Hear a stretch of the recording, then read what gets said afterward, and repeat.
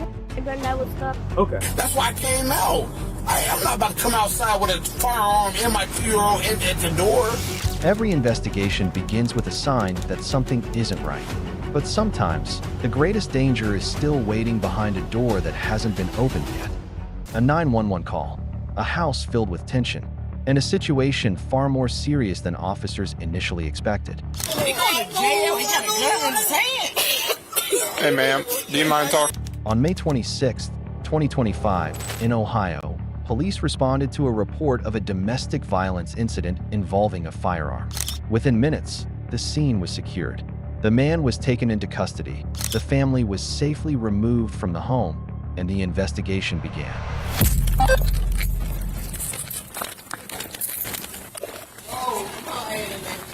Is he still inside? Get over here, get over here, get over here, get over here. Is he still inside? Yes. Does he have a gun? Yes. Well, I'm not going to keep him outside. He has a gun. Over here, girls. Over here. Stand over here. I'm sorry. Go ahead, get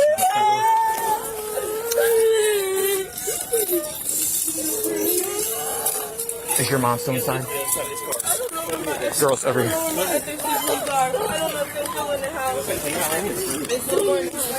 Step on out here, man. Show me your hands. Thank you. Man, put that gun down, man. Thank you. Gun in left hand, Please black get male, him. large, black shirt. Get him now. Okay. Now. Get him. Get him now. I'm done. Stay over there. Please keep quiet. Hey, please keep quiet. I got to hear my partner. And my son's still in the house. How much is for now? Thank you. Oh, get him out of my house. I'm done. Hey, ma'am. I'm done. Show me your hands. I got a gun, bro. I got a gun. All right. I got a gun, bro. Why don't you put the child down right here for me? Keep your hands where I can see him. I want you to put your hands up against that brick wall back there for me. Do that for me, man. Put the hands up against that brick wall. Cousin. Put your right hand back for me.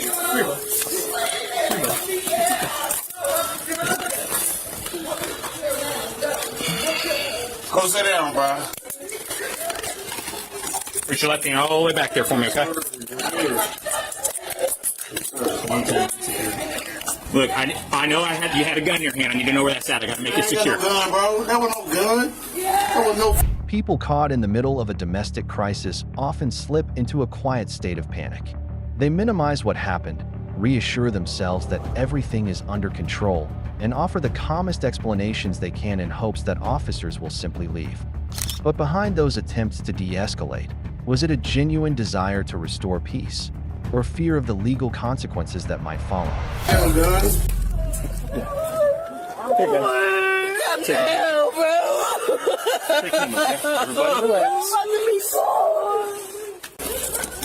Would you put him in the back of your cruiser for me?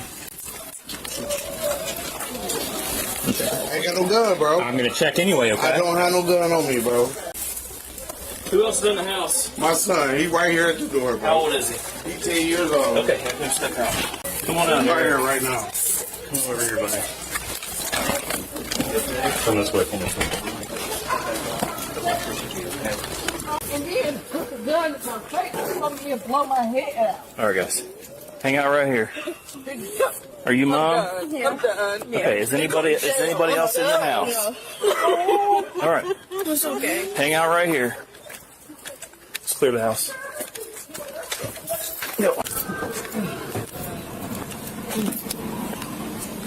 If you need to sit all the way across, you can. But we gotta get it in there somehow. Sit down best you can, man. Slide across.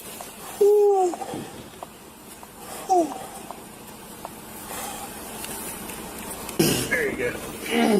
Yeah, flip this up for you. There you go. Slide on. Just try to push. Keep pushing off this door.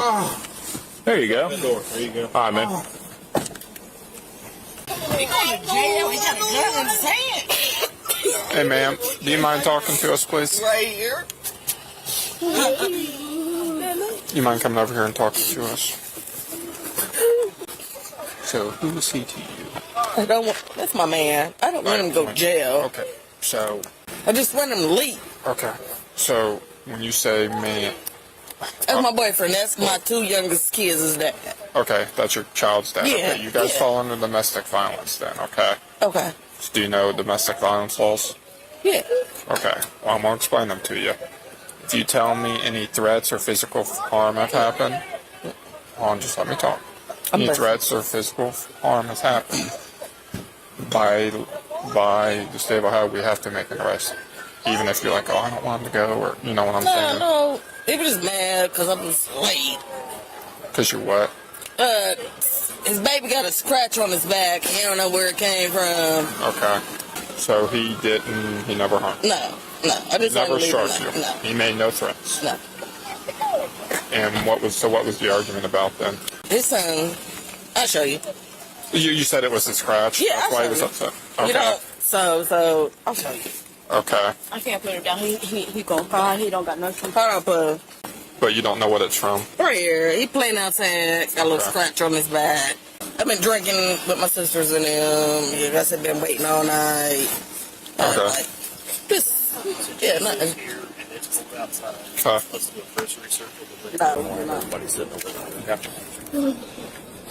Nothing serious.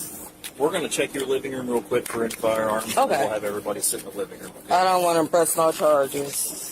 Just let him leave tonight, because I'm pretty sure he been drinking before I got here. He was just tripping tonight. I don't know if you feel like I'm just lying about what happened to his bad. He's a boy. Hey, I said playing. He just... Can I talk to him? Not right this second. Let us figure out what we got going on. The biggest thing is we're gonna get everybody in the living. The most revealing piece of the puzzle often doesn't come from the people involved in the conflict. It comes from an independent witness. An outside perspective can reveal the full sequence of events, from the smallest spark that ignited the argument to the moment everything spiraled out of control.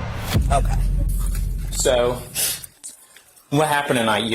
You called us, right? And you told us what's going on, and then we show up and come on outside. Right before we got here, what was happening? What was going on? So we're at my auntie's house for my little cousin's birthday. Come home. Well, she tried to call him because that's kind of our only ride. So he wasn't answering. So we got home in an Uber. Then my mom was mad, so she didn't say anything to him. Went in her room, and then he had asked me why was she slamming the doors, and I said, just please don't talk to her tonight because they argue all the time as soon as they drunk. What time was that at? He said that he was home all day.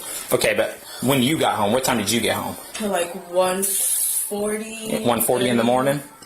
Okay. And then he asked me why she was slamming the doors. I said, don't talk to her right now. She's drunk. She'll be back to normal in the morning. Mm-hmm. So we get in his. I'm sorry, I just want to make sure your mom was drunk, and you're like, hey, just wait to talk to her in the morning? Yeah. That's what you were telling. Yeah, they both drunk. Who's he to you? He's my mom's boyfriend. Okay. So you're not related to him? That's my dad. That's your dad? Yes. Okay. So then he looked all weird and stuff because he's drunk too. Mm-hmm. So we my mom trying to help my brother out about his scratch on his back, trying to put some ointment. Mm-hmm. Then he comes in and asks what's wrong, and she says he fell outside and scratched his back.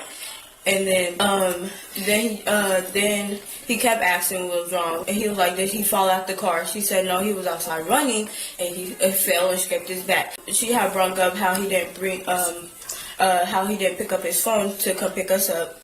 Then they started arguing, and then that's when he had started getting all in her face, and then it got to the point where he punched her down on the ground and started punching on her. I tried to back him off. He grabbed me. Where was he punching her at? On his bed. So you had her on the bed? Yeah, and her head was on the wall. He started punching her. And then I tried to get him off, and then he grabbed me, put me down, started punching me in my head. Where was he punching you in the head? Okay. Where was he hitting you at in the head? Like, up here. Okay. All right. And then what happened after that? She started crying, saying, "I'm done with all of this." And then he went and got a gun. That's when I went to go run and get her phone and call y'all. Okay. So he grabbed his gun, right? Mm-hmm. And then my sister ran in the bathroom with me. She went in the bathroom with me because she tried to find me. And I don't know where they were. He was by the bathroom. Then the two couldn't find him. I was with him. I was Okay. outside yelling help.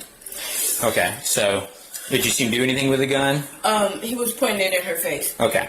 Like right up next to her, he's getting it in her face. What kind of stuff was he saying? And you're not gonna get in trouble for saying anything. I just think, what kind of stuff was he saying? He said, I'll shoot you right here. He said, what happened to my son? Tell me what happened. You can't even tell me what happened to my son. So is that what the argument was over? Or was it a scratch on the lower back altogether? And him not picking her up. Well, answer his phone. The thing is, he don't know his mom's number, but I think his dad's other phone is in there, and it has her Facebook on there. And I don't know if he can stay, get picked up. I don't know. Okay, just hang tight. We'll figure that out here. The truth rarely exists in only one version.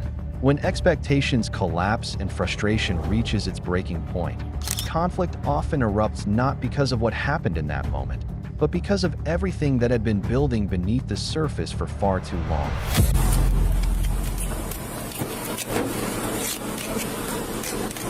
Hello.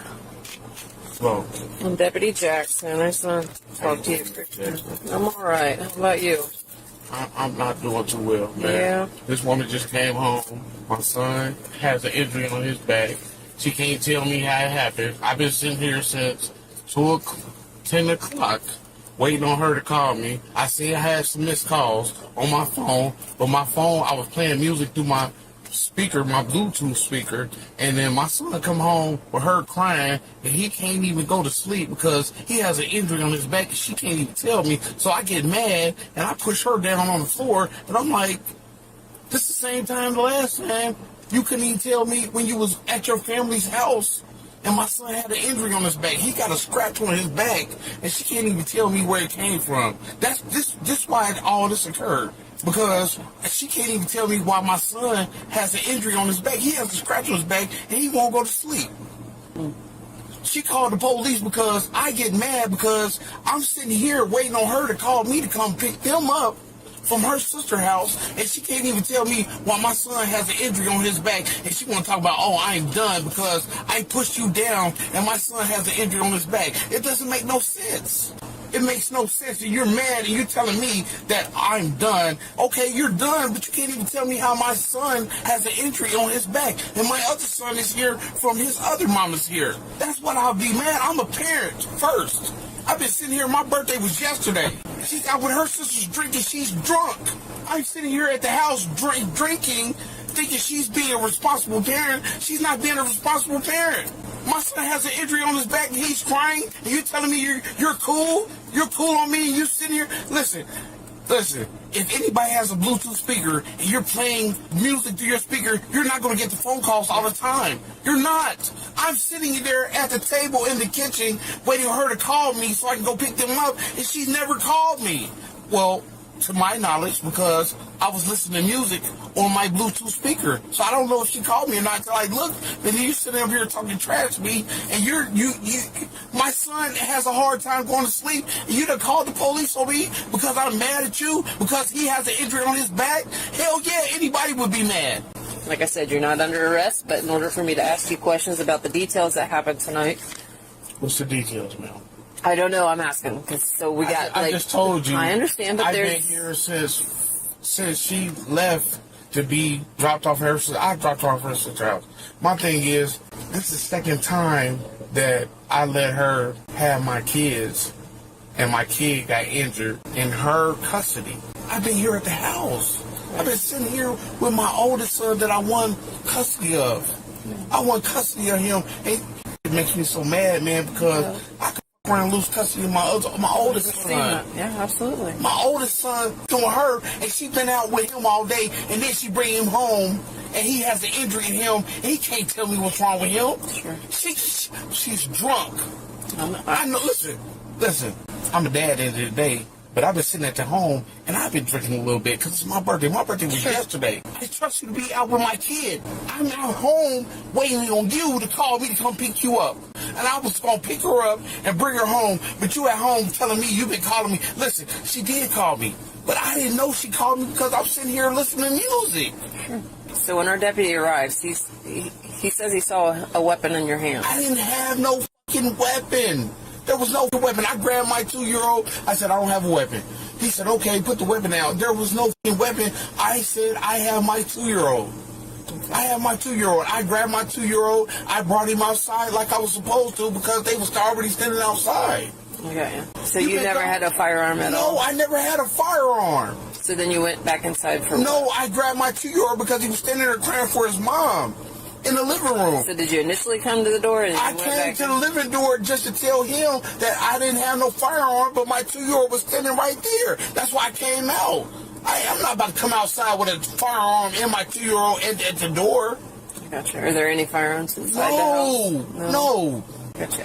After you pushed her down, what happened? Nothing. Her 12-year-old said, oh, you pushed my mom down. I said, okay, I'll push her down. I moved away from her mom. She said, oh, I'm done, this and that, this and that. I said, all right, that's cool, but you're not still telling me what happened to my 2-year-old. Her daughter presented and told me, oh, he scratched himself, this and that. That's cool, but my thing is, this is the second time my kid that got injured and she's been out this late. Look what time it is. Yeah. It's almost 3 o'clock in the fuck. At that point, personal feelings or forgiveness no longer determine what happens next. The law steps in, willing to intervene in even the closest relationships when necessary to prevent a far worse outcome. Yeah. Like I said, he never put his hands on me before. But he did tonight. No, I wouldn't say he did it. He just pushed me down because I was in his face. Yeah? Yeah. I mean... No bruises. But you got a bloody lip. Do I? You sure do. I mean, look. He ain't hit me. Yeah, then how did you get a bloody lip? He pushed me because I was in his face. Because why you didn't... in the face? Yeah, I was in his face right here. Yeah. But why you didn't come pick me up when I say pick me up? And I've been drinking. Yeah. I was at my sister's drinking all night. How much have you had to drink? A lot. Define a lot. I had a pint and a fifth. Of what? Patron. So I was ready to go home because he stopped past, seen the kids. Good. And then I was ready to go home, and then the baby, that's what started the argument, because the baby got a burn mark on his back right here from playing outside, and my sister hasn't cut their grass, and they got a big-ass stump outside, so he fell over it, scratched his back up. So I've been drinking. I ain't gonna lie to you, I've been drinking. Okay. And I called him to come get me, but I'm calling, he's not freaking answering the freaking phone, which pissed me off. I've been calling for like 45 minutes to an hour. He's not answering. Made me mad. So I Uber, $50. So when I got here, he was calm. He was calm. But what happened after that? I got to talk shit. I'm in the bedroom dealing with my kids. Baby crying because it's bad. He like, well, what happened to my son? And like I told him, you would know what happened to your son if you would have answered that damn phone when I called. And I ain't tell him what happened to the son. And he got to talk shit. And I got in his face. And he mugged me to the floor, and then my daughter got into it, and then he pushed her, and then I spazzed out, so I freaking attacked him. You attacked him. Yeah, I attacked him. Define attacked him. Don't touch her. Right. So you started smacking on him because he pushed the 13-year-old, right? Yeah, I did. Okay. I did. Like I said, he never put his hands on me before we argued. We've been together 10+ years. But tonight, it was just a combination of all bad things. Yeah, because I was mad because why do I have to pay $50 to get home, and you're here? That pissed me off, and I've been drinking. I'm ready to go home. But I always told the oldest, if you feel threatened, call that 911 number.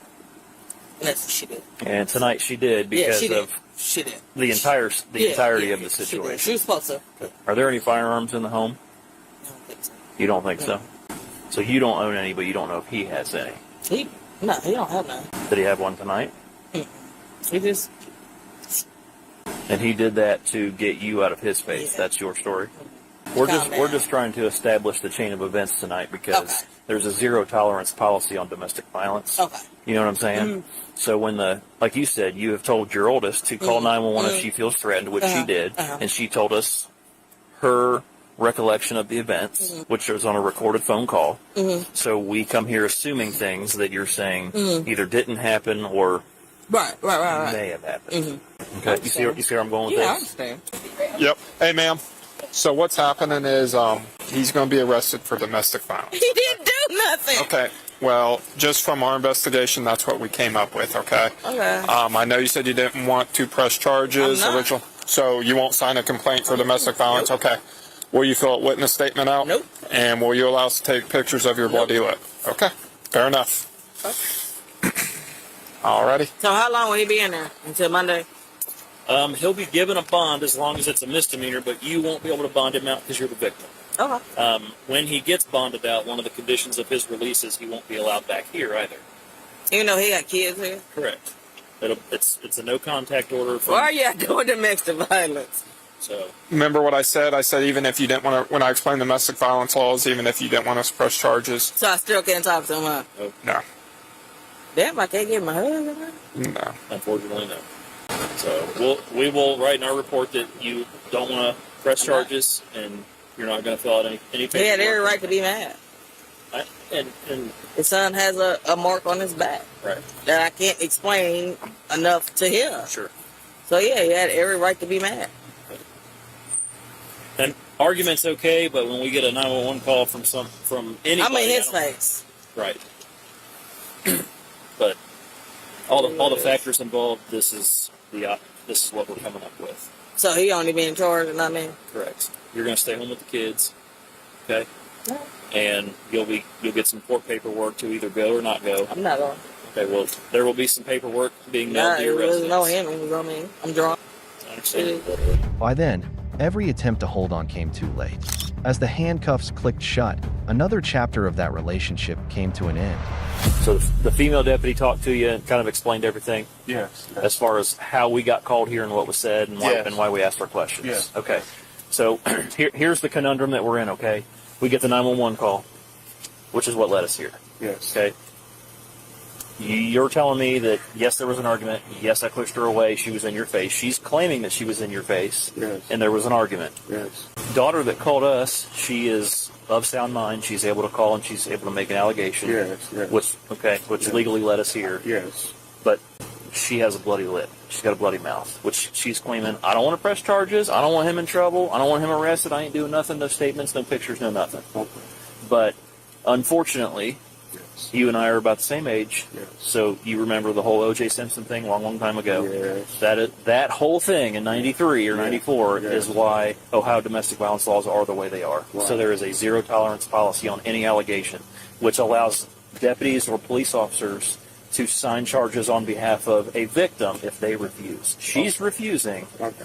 but based on everything, we think this is the best course of action. It doesn't mean you're going to be convicted. It is just a charge. You're going to go down tonight for misdemeanor domestic violence. Have you ever been arrested for that before? No. Okay.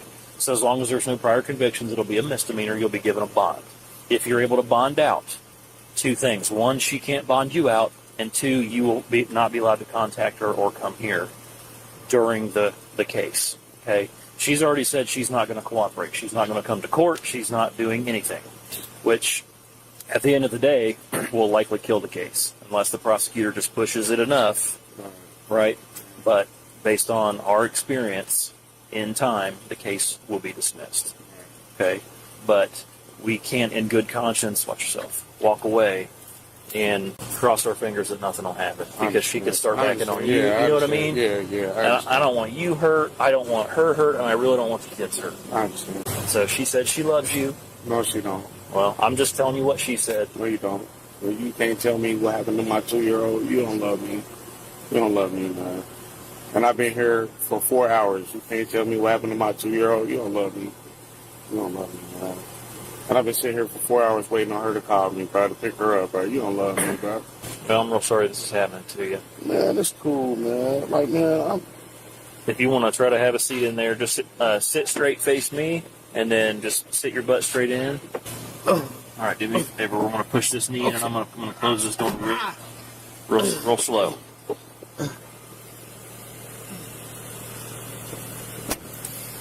The man was charged with domestic violence. Under Ohio law, if this is a first offense, it is typically charged as a first-degree misdemeanor, carrying a penalty of up to 180 days in jail, a fine of up to $1,000, and a no-contact order throughout the legal proceedings. The law may have intervened to prevent a worse tragedy, but no court ruling can erase the emotional scars left on the children who were forced to witness it all. After the Bodycam footage was released, the case quickly sparked a wave of very different reactions across social media. Cop, "Ma'am, please keep quiet so I can hear my partner." Woman screams the loudest. The daughter has it more together than the mom. She has a lot of strength. The mim needs to take notes. You going to lie for a man that does not care about you? Good job. To the little girl. My peace is my everything. Some rather have a peace of man than peace of mind. Here are some of the reactions viewers have shared. Now it's your turn. After watching the entire incident unfold, what stood out to you the most? I'd genuinely love to hear your thoughts and perspective in the comments below. A house can be repaired after it's been torn apart, but some things, once broken, can never be put back together. On March 29, 2025, in St. Petersburg, Florida, an ordinary day suddenly turned into a family nightmare. A home was left in ruins, and an 8-year-old child ran into the street in a state of panic. What's going on, bud? Nikki, she's throwing. Who's Nikki? He's the adult at the scene. Okay.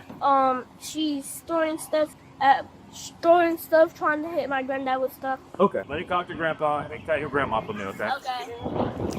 What's going on, sir? Come by for a visit and then just got crazy. Started hand up stuff, throwing stuff. Is it your ex or is it your current?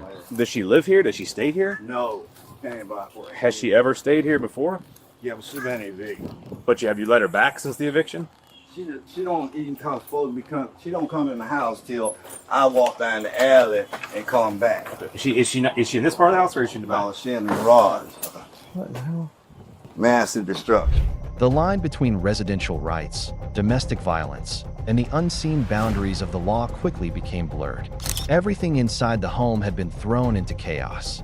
The damage was more than shattered furniture and broken walls. It was the clearest physical evidence that the situation had escalated to a dangerous level.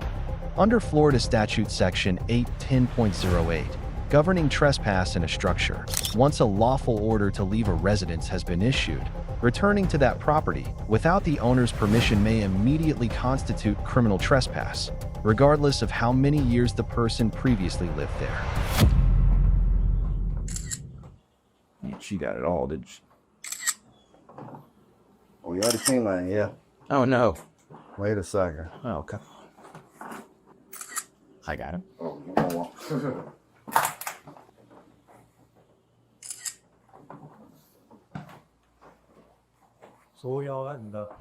To establish probable cause for an arrest, officers first had to determine whether the legal elements of battery had been met.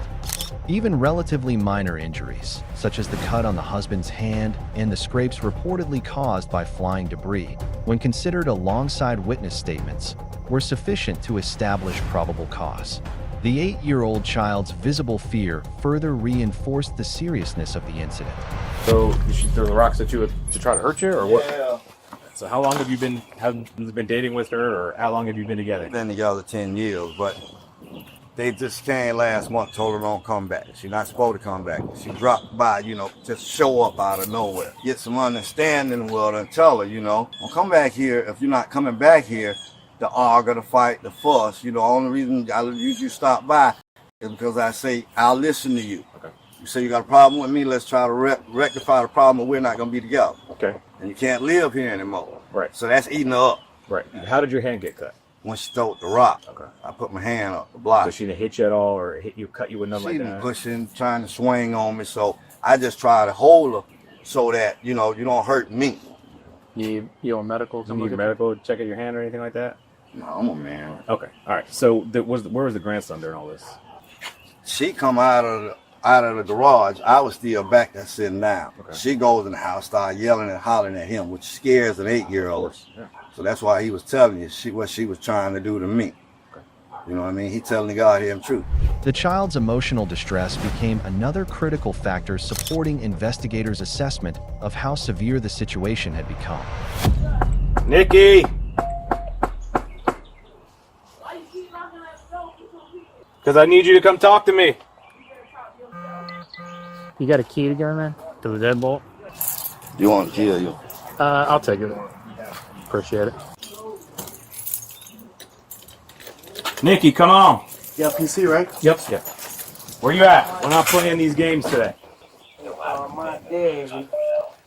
Hey, stand up. I'm gonna call my dad. Cool. Stand up. We'll talk about Hey, this. Charles, you better get in here. Stand up. Stand up. Stand up. Charles, so I'm finna go to jail. If you be nice, yes. Oh, they taking me butt naked. Well, Charles, get I'm some, naked. Hey, we'll get some clothes on you. I'm Relax. naked. Are you serious? I didn't do nothing to nobody. I'm naked. Relax. Oh, y'all can do all that. I'm naked. I'm butt naked. Yep.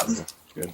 I ain't doing nothing All right. to nobody. You got some so kind of pants we can put on you? Bro, I ain't do nothing. I'm in the office. Okay. Never mind. Bring you out there and do all this. Bro, I got my pants. I'm in the garage. Okay. What you Where are talking your about? pants? Y'all seeing me naked? Where are your I'm finna pants? press charges on sign. Okay, that's great. Where's some listen. pants for you? I don't want to bring out. Bro, no you pants got on. me naked with Hey, four officers. he's grabbing some. Okay. That rent in the house, bro. Okay. We'll talk My about people all of it. on the phone. But you gotta relax. Bro, y'all got me up, bro. Nope. I don't do.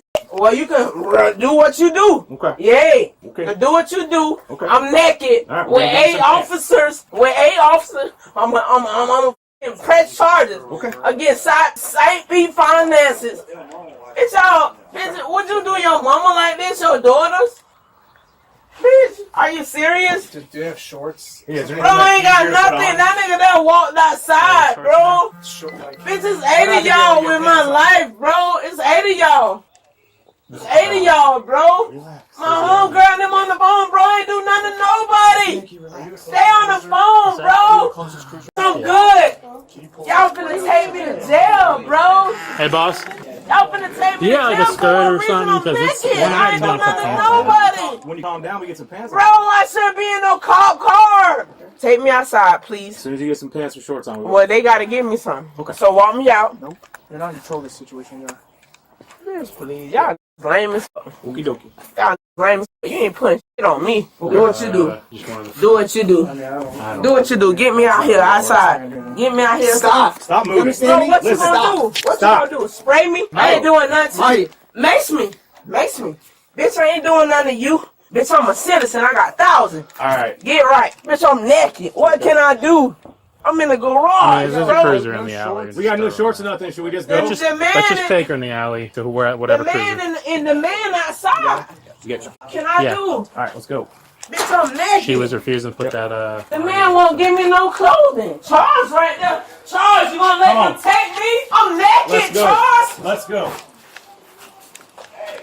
I'm naked, man. You gonna let them take me? Yay. Sit down. Yay. I'm butt ass naked and I'm press charges. I'm butt ass naked and I'm press charges. Okay. You ain't nothing to me, boy. You ain't nothing to me, boy. You ain't nothing to me. I didn't know y'all was here. Man, that man, the green of them, he own this property, bro. Okay. Sit tight.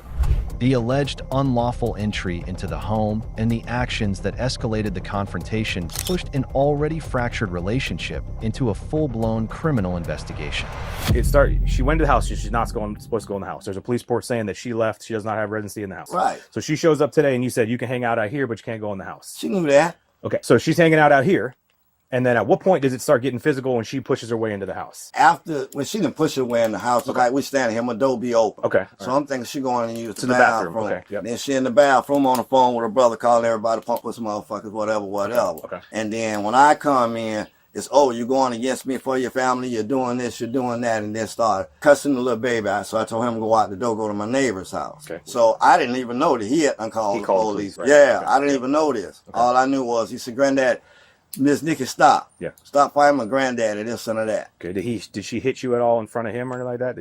Was he going to see anything like that? No, because I didn't let him out the door. So when she started trying to So fight, when did she hit you with how did your hand? I was cut? sitting, come on, I have to show you.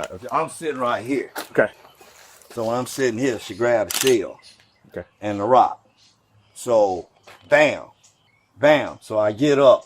Then she goes to the next, she stand there and take her clothes off. So she threw that right there is what cut you. The homeowner's account also highlighted an often overlooked reality surrounding restraining orders, protective injunctions. In practice, male victims of domestic violence frequently face psychological barriers or social stigma when seeking court protection, largely because of expectations surrounding masculinity.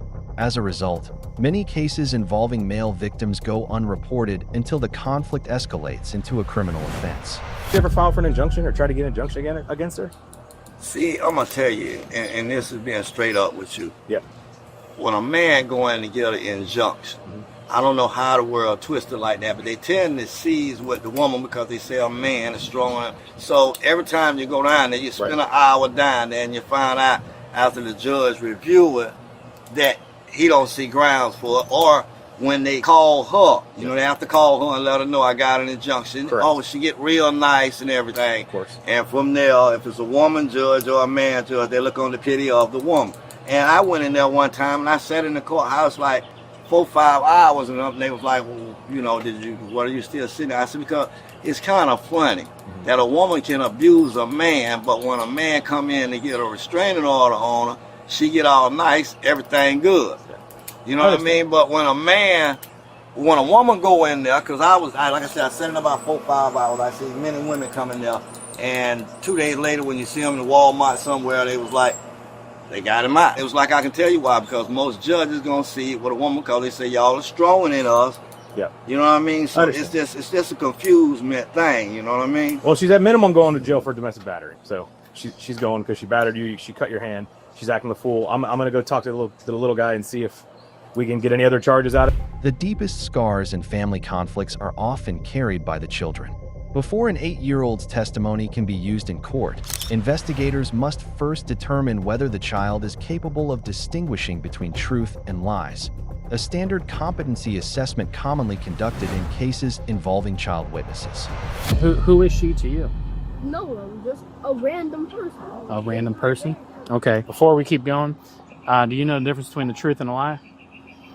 So if I said that the grass was green, would that be a truth or a lie? A truth. And if I were to say my uniform was white, is it truth or a lie? Lie. Okay. All right. So you were saying what happened today? So she and my granddad got into an argument outside, and for some reason they brewed in there where the cream was. And Nikki came to my room, me and my mom's room, and told me, get out, call your people, and told them come pick you up, get out. She kept repeating that like 2 or 5 times. Okay. And my granddad had to tell her, get away from you. She wouldn't. And then when I had shut my door, she had just slammed my door open. Why do you think she kept trying to come into the bedroom? To tell me get out. Tell you get out? And why would she do that? I don't know. When I got here, he was across the street, so he ran to get help. Felt Yeah. some type of fear Oh, yeah. of it for his life. So how did you get here today? Didn't call you? My daughter called me and said, Mom, calling the police on Nikki. Can you go over there and Okay. check and see if he's okay? Did you call police? Yes, I called the police. All right. Well, you did a good... Antagonize my daughter often, and my daughter calls me to come try to assist with the situation. And when I get there, the person's on the phone calling the police saying that we're coming over to fight her, but I'm just trying to come get the peace. So my daughter and grandchildren don't have to keep leaving the house. The woman was ultimately charged with domestic battery. Under Florida Statute Section 784.03, intentionally touching, striking, or causing bodily harm to a family or household member may result in criminal prosecution. If convicted as a first-degree misdemeanor, she could face up to 1 year in jail, 12 months of probation, a fine of up to $1,000, and mandatory completion of a batterer's intervention program, BIP. Depending on the outcome of the investigation, the court may also issue a no-contact order, and prosecutors could pursue additional charges, such as criminal mischief or trespass, if supported by the evidence.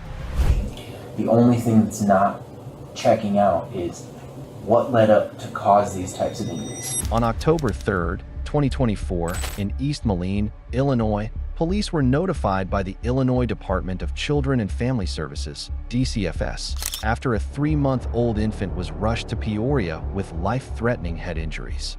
When officers arrived, they did not immediately assume who was responsible.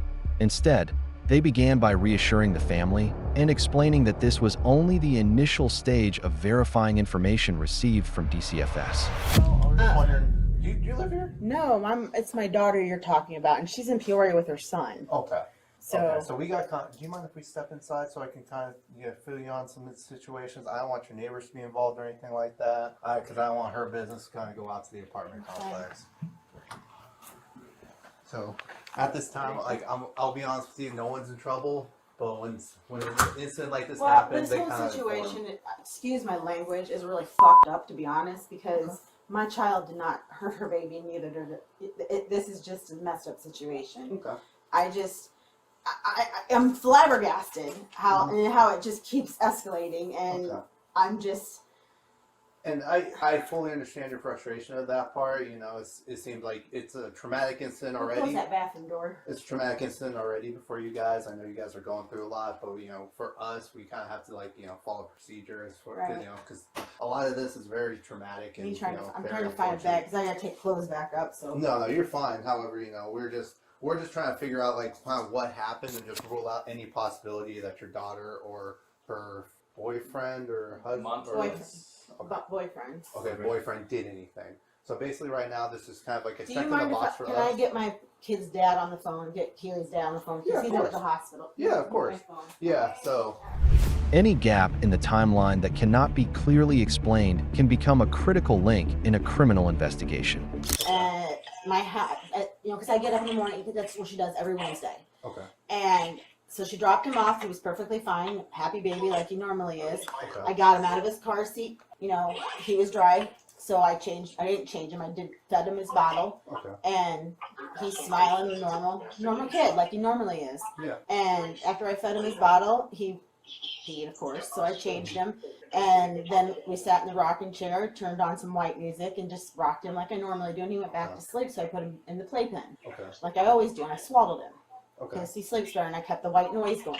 So I turned on the TV because it kept me busy because I won't go to sleep with him, No, I understand. So I had her there too. She's in her room sleeping with the dog. I got her up, she was getting ready, and as she's getting ready, I'm taking care of the baby, feeding him again, changing him, whatnot, and he's normal. And I mean, no crying, no fussing, just normal, know. And fine, and I got him loaded. I put him in his car seat. We left about, I think 7:30. Okay. And got in the car, took her to school. She sat in the back with him, talking to him, singing to him, which is funny. Anyway, singing to him, and he did really good and didn't cry, just jabbered like he normally does, and dropped her off at school. And then I went and got a new one, like something like this to put him in. So I have one at home. Picked it up at Target, and Kaylee called me, said she was off, so I said I need her here. So I came here. I called D. He didn't answer the phone, so I figured he was sleeping. But he had actually texted me in the midst of all that, just to see how his baby boy was doing. And I tried calling him back, but he must have been already asleep. So I tried calling him when I got here. He again didn't answer. So I just waited in the car until she got there, got in the back seat with him, and took him out of his car seat, and held him and just, gave him another bottle. So. What time was that at that you came back to drop her off? Probably about between 8:30 and 9. At night? In the morning. Oh, in the morning. Okay. Sorry. I'm good. I know how long you I'm have just for. trying to I'm keep just these trying. times in my head. No, I like for my records. Like just trying to process everything because this is just. Where were you at the timeline? 8:30, 9 o'clock when I got over here. Wasn't that about right? Because we called you, right? I talked to you guys 9:30. So okay, so that because I was already here for a while before we called you. Yes, I was on FaceTime with you guys at 9:30 Okay. 9 o'clock. Yeah. Okay, so you probably got here around like 8:30ish. All right, so I might have told him wrong then when I left. Okay, no, you're fine. Like, so you basically came here around like that I'm time talking about frame. the social worker because I'm trying to keep the time straight in my head because this is all like trying to keep all these dates and times right in my head. No, you're fine. But yeah, I was. We're talking about Wednesday. Yes, I know, but I'm make sure the time of when I left here. It had to have been a little after 10, after we were done talking with you. When I left here, after we got the phone with you, because Kaylee went to lay down with him, because I stayed here to help her for a little bit so she could get herself together. Okay. So you got here around 8ish. You made a FaceTime phone call with him around 9ish. You left around 10ish when Kaylee. A little after 10, yeah. Okay. So that yeah. she and then she when went, she's all settled she down went and laid everything. down with him and whatnot. And Dee was laying in bed and went down and they laid down and whatnot. Okay. And then I left. Okay. Not sure. You had already left around 10 o'clock at that point, and then I had just checked in. You were texting her, calling her throughout like that time frame until she went to work, and then I had texted Dee, and Dee had said that they're doing good. That was sometime after 2, and they were doing fine. That he was getting ready to lay him down for a nap, and last I knew. So I mean, as far as I knew, everything was fine. Okay. Because when she left.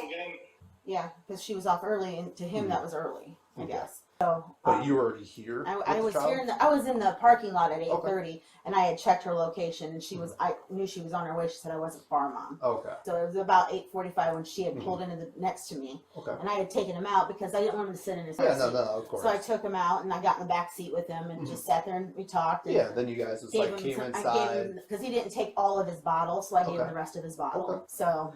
And you guys came inside and you kind of like chilled him, out a little bit. I carried him in, and she carried the carrier, and the, you know. Yeah, and then you left around 10 o'clock. You A little said after 10. Okay. And then you received a phone call from her later that night at 6 o'clock around those hours. I got a call from him, from Dad, and then Kaylee called me shortly. Like I was talking to him when Kaylee called me from the ambulance. Okay. And then Brandon, you're Kaylee's dad. Yes. Okay. Okay. I'm gonna sit down. Yeah, no, you're fine. But I should have told you if you could have sat down earlier. Sorry about that. Kind of standing for a bit. Once doctors confirmed that the infant's brain injury was continuing to worsen, the case officially shifted from a child welfare check to a criminal investigation. All right, Brandon. So, like I kind of mentioned before, I'm not sure when the FaceTime started as far as kind of why we're here. So, we got the DCFS report earlier in the week saying that there was a child that got basically transported from this residence, and then the parents are involved and everything like that. So, we then got informed today that the child's going to be brought to Peoria. Like I'm sure you're already aware of that. And now, the things aren't good for the child. So DCFS and local law enforcement, when it comes to anything like that, as far as child life or anything like that, we have to investigate. So I'm not saying that anyone's in trouble or anything like that. We're just trying to get the facts at this point. We're the fact finders right now. So as far as criminal charges, there aren't anything like that. I'm just trying to get piece together what happened. So that's why we're here. I want to give you guys a clarification on that one.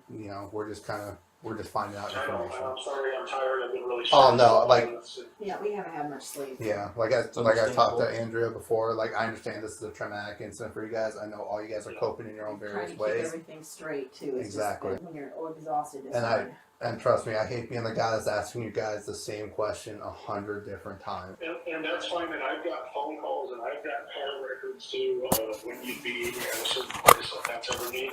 Okay. I've got it in my phone. You can have both the phone record and see when calls were made if you need it. You can have locations. I mean, whatever we gotta do, because I want this, I want to get to the bottom of this and figure out how things have happened. Okay, well, Brandon, I appreciate that. How about I get some simple information right now? Brandon, what is your last name? No, you're fine. There's so much stuff to remember. No, I understand. You guys are probably all over the place like that too. I fully understand that. For anybody, and I'm going to tell you every detail I can remember. Well, I'm not gonna lie either, but I just honestly forgot that. Okay. I think but that's. I mean, it was no physical. It was Okay. just Yeah, just kind of like a little couples argument, always. That I just didn't like, and because there's times when they'll argue in front of me that they wouldn't say in front of her, in front of him. Mm-hmm. And that's just certain things that I will say. She don't like me telling her dad things. Well, listen, there's certain things that he needs to know, and then there's certain things that can stay between mom and daughter. Right. No, I get that. But that was something that needed to be said to him because he listens to him more on certain things than he does me. No, I get that. I think that's all my questions I might have for you guys right now. Now, Brandon, I understand you're at the hospital. Kaylee seems a little bit kind of frazzled right now. If she wants to kind of talk to me, so I can kind of give her my whole spiel about no one's in trouble or anything like that, it might come off a little bit better. Hi, Kaylee. This is Detective Brosnan with the East Moline Police Department. I'm with Officer Decker. So, like I told Andrew and Brandon, so no one's in trouble. I want that to be known. No one's in trouble right now. So, basically, we got contacted by DCFS about the whole incident between your son being transported to Peoria. So, whenever there's an incident like that, we're required to investigate. So we're like I said, we're just here for the facts right now. You knew that we were going to have a detective contact us. Remember that. Well, yeah, but they originally told us, I thought they were going to come up here and talk. So that's also going to go with my spiel right now. So I am not going to talk to you over FaceTime or anything like that. That's not going to be my part. We do have two. Okay. What happened? No, she's waiting for me, but okay. So we do have two detectives that are going to come up to Peoria to talk to you and talk to. Is Dee there as well? Yes. Yeah, he's here. Okay, so they're gonna just talk to both of you guys, just basically more or less. I kind of interviewed Brandon and Andrea for all the same questions. maybe a little bit more, and just kind of get the facts together of what we have right now. Hey, wait. What's going on? Sorry. Sorry. My son's heart rate is jumping. Okay. No. But Kaylee, I just want to make that real quick. I can let you go, and then you can get back to the situation, because I understand you have a lot. Okay, thank you. No problem there. I'll call you back, honey. Okay. All right, Kaylee, can you still hear me? Can you still hear him? So, Kaylee, like I said before, I'm just kind of giving you the peace of mind as far as like what is ultimately going on right now, because I know you have a lot going on, and with different like agencies being involved as far as DCFS and then police, I know you're kind of in the dark about a lot of things. So I'm trying to be as transparent as I can, just letting you know that, hey, I'm talking to like basically everyone I can in the residence. I talked to Andrea, I talked to Brandon, because obviously they were there. I'm then going to keep talking to like the neighborhood as well. Maybe they, just kind of canvassing the area, see if anything's out of the ordinary. We're doing that just for documentation purposes, because right now, no one's in trouble or anything like that. But when an investigation like this happens... You're talking to our neighbor? Yep. Oh, okay. I mean, we don't really talk to anybody. Yeah, it's just going to be one of those, like, has there ever been, like, kind of like anything out of the ordinary conversations or anything like that, just so we can say that we did our part. Okay. And then there are going to be detectives coming down to speak with you. So they should be that. I want to say they left probably around the same time me and my partner did. So maybe they're coming today. Yes. So I want to say like maybe within like 45 minutes, 45 minutes tops at this point. I don't know. They have to like have a pin, I think, or does that not work since it's police? Honey, I think. I think we might bypass that little step there, but yeah. She's just used to, because they told her everything has to be. Yeah, I get that when it comes to Peoria, because things are, obviously a little bit crazy there. But yeah, Kaylee, I just want to let you know as far as like my side, what was going on, because I don't want to leave you in the dark. I want to give you some answers, because I know right now you really need answers. So the only thing I can answer is what we're doing right now. Do you have a card? I know he has a business card. He is my note guy, but I can write down like my name on that card as well. Decker, do you have a card? Yeah, I do. I'll have to write on. I'm gonna get their card and their name. Yep. Of both Kaylee. And then if you guys have any, tell Brandon I'm getting their name of both of them and their number. Okay. and if you guys have any questions or anything that kind of arises that you feel like you want to tell either myself or Detective Decker, don't hesitate to reach out. So when you got here, do you have a key for the apartment then? Me? Yeah. It's a passcode. A passcode? Okay. How to get in here, you mean? Yeah.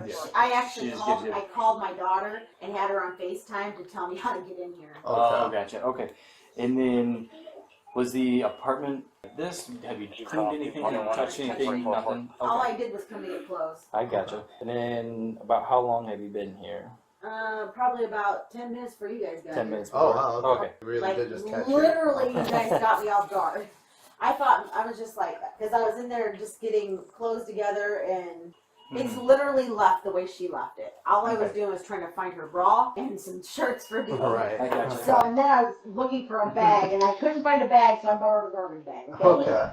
According to medical staff, the bleeding and pressure inside the infant's skull had become so severe that emergency surgery was required to relieve the pressure on the brain. In cases like this, forensic medical findings often become the most compelling form of evidence. From that moment on, the apartment was no longer treated as a private family residence. It officially became a crime scene, requiring the preservation and collection of biological and physical evidence. I'm neurosurgeon and I'm the ICU physician, so at times it takes time to develop. Could it be days or could it be weeks? But again, there should be always a threshold. Even one time an injury occurs, not necessarily that's the first time. Sometimes it can happen, or sometimes it could be a repeated thing where there's more volume. So the head is like a kind of fixed box. So whatever blood or whatever comes in, and it's going to create pressure. That's what we saw it on the first CT scan when the kid came 2 days ago. So you had the emergency craniotomy? Yeah. So the kid could have died otherwise. Yeah. There was absolutely there was nothing else. Yeah. That intervention couldn't have done untimely. Yeah. So there was, when did that happen? 2 nights ago. 2 nights ago. This kid came on second. So I'm just covering for the nights actually, so the entire unit, but again, I still know this patient. From my understanding, when he arrived here, he was wheeled right into the OR. Yes, right away. Because by the time people was blown, meaning there's so much pressure that brain is telling that, hey, I can't deal with this anymore. In fact, so I had to open that up and relieve the pressure. That was a life-saving surgical intervention, actually, I would say. Hi again. Do you mind if we? Hi, Andrea. We're doing a prayer. No, you're fine. Do you mind if we step in real fast?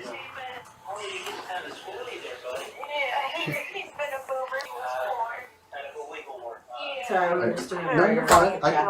We can wait a little bit before we interrupt. The police are back. I'm about to find out. Hold on. If you guys want to do your We prayer. already just did it. We just got done. So, Andrea, so like I said before, you know how we're kind of investigating this whole thing. Like we said before, no one's in any trouble or anything like that. We're just kind of following procedures at this point. So at this time, we're getting a search warrant for the residents. Just seeing if there's. We're just gonna come inside. We've already been here before. Couldn't document anything that was out the They're getting a search warrant for the residents. For what? So at this point, it's going to be anything that would allude to any physical harm that the child could have experienced. So it could be basically as far as like anything as far as blood, any bodily fluids or anything like that. So we're just here right now to just kind of do our part. We're getting the facts of it. So like I said, Kaylee, so it's going to be for like any blood, bodily fluids or anything like that. Well, somebody keeps running off with mine. It's a good toy. Just that and pets. It's my stepdaughter. Alright.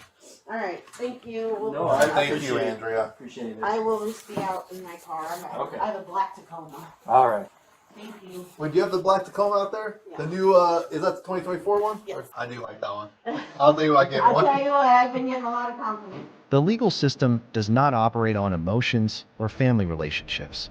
No matter how strongly loved ones insist that someone is caring or innocent, investigators are still required to examine every piece of evidence objectively.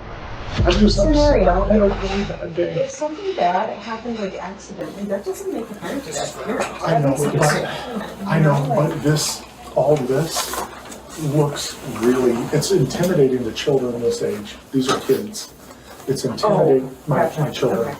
It's intimidating to them. I can handle myself. No, I try to make things as least invasive as possible because I told her my #1 priority right now is to make sure that I have all the information so that the medical team has the information, because if something happened accidentally and a parent is afraid to say. Yeah, I'm not afraid to tell you guys anything. If somebody did it, if I thought either one of them did it, I'd sell them down the river. If I thought either one of them did it, because my #1 goal is protecting that kid right there. That is my world. I text my daughter Snapchat every morning, and his nickname is Squish. That's what she told us. And I tell her, I go, Squish, what are you doing? 3 in the morning, I'm at work. I go, Squish, what are you doing? Are you having a ball? Are you being nice to your mom and dad? Meaning, he's not keeping them up. My daughter, within 10 minutes, always texts me back with a picture or a video of him, so I know he's doing okay. And it's all, nothing against Dean, but it's usually my daughter caring for him. And that's what I do every day. I text him at 3 in the morning, and then throughout the day, periodically, I do the same thing. Just because he's everything, you know, to me and his grandma. But it's been a very stressful day, being told that I'm the only one that can be in here now, otherwise nobody else can be in here. Yeah. That is very stressful. And I'm Because, sorry that wasn't done from the get-go. It should have been, and then I got this, and we were like, but why are we making that decision? So Because I have to explain it to my daughter's mother. it's very simple, super simple. Our timeline from that day, going back 24 hours, identifies 3 different people who were in contact with this kid, and because we're at the very beginning of the investigation, we do that to just be super safe. Okay, but my wife wasn't with him that day either, and she's been taken off the list as a supervisor. Your wife. My wife.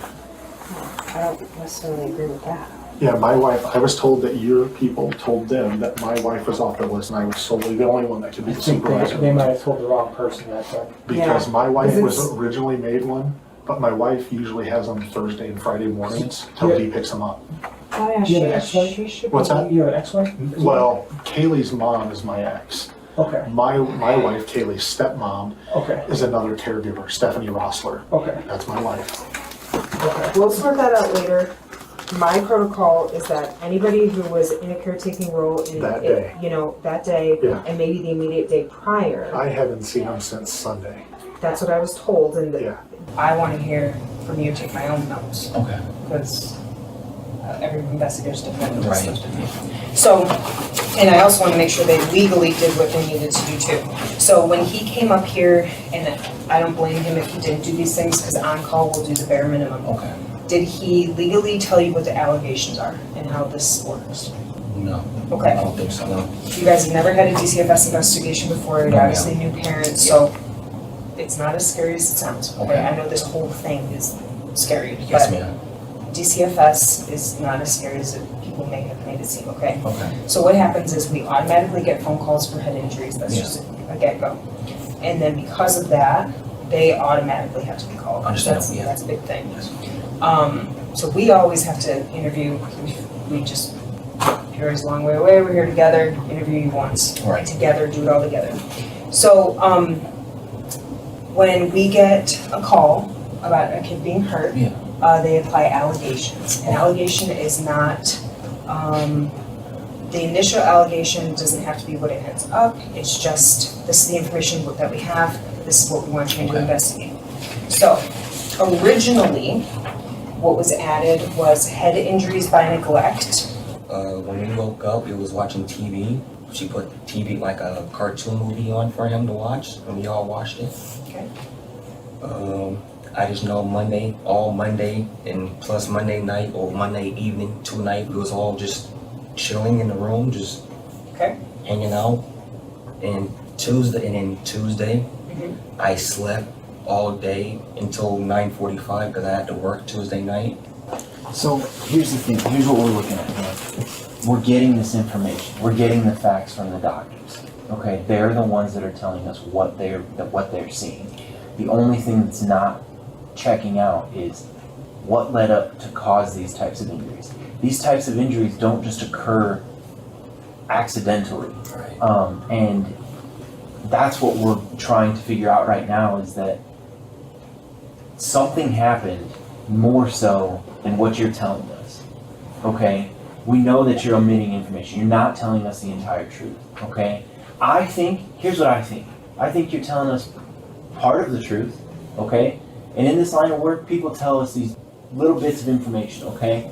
Oftentimes, people tell us 70% of the truth. Okay? I don't care about that 70% of that truth. I do care about it, but it's not the most important little bit of information that we have, okay? So I just shook him. As the forensic medical evidence became impossible to dispute, investigators observed a pattern often seen in serious abuse cases. A suspect may shift from complete denial to partial admission in an attempt to minimize responsibility. The admission that he had shaken the baby once or twice to get him to sleep became the final piece connecting the evidence to abusive head trauma, ATTN, commonly known as shaken baby syndrome. Hard shook him, like 1 or 2 times, hard shook him. Just calm down for me, just calm down. And he wouldn't calm down, so, and I just rocked him. He was just like, he was calm, but like he was still crying, but in that calm voice. So that's when I got the patient around, went in the kitchen, grabbed a bottle of water, went back in the room, and laid down. He was still, like, when I laid down in bed with him, like he was still crying, like, like all that, like he was still crying. So I rocked him again. I probably shook him again, just one time shook him, like, come on, baby boy, just come on, just go back to sleep for me. And then right off from there, like I rocked him, and then he finally went to sleep. But I think by rocking him too much, that's how he got his. So did he continue crying after that, or did he stop? He stopped. How much time passed between that point and right there, the second time that you shook him? How much time passed between that and when Caleb? About an hour or so, an hour and a half. And did he cry at all at that point in time? No. Did you look at him? Was he conscious And was he breathing normally? He was breathing normally, yes, he was breathing, yes. Okay, was he looking around? Yes, he loves to look around, yes. We get a search warrant on this and we download the contents of the phone, okay, based off the investigation, okay? Generally, when we have the passcode, things go a lot faster for us, okay? So we get the download and we collect that data, and then generally it's, you know, depending on how things go, you know, you'll be able to get your phone back after that, okay? But it just depends on the investigation, how things go, okay? So I'm not going to make any promises right away that, you know, you're going to get it right back, okay? But it just makes life a little easier, you know, for the okay? Do you have any questions for us right now? Anything at all? So what's going to happen, we're going to walk back over here with you, okay? And then we're going to take off here, all right? Appreciate your cooperation. I'm sorry for lying. I'm sorry. I'm just scared. I'm hurt. The preliminary investigation concluded that the 3-month-old infant had suffered catastrophic traumatic brain injuries requiring emergency surgery. DeAndre M. Jones was charged with aggravated battery of a child. Under Illinois law, this offense is classified as a Class X felony, the most serious felony classification short of capital punishment.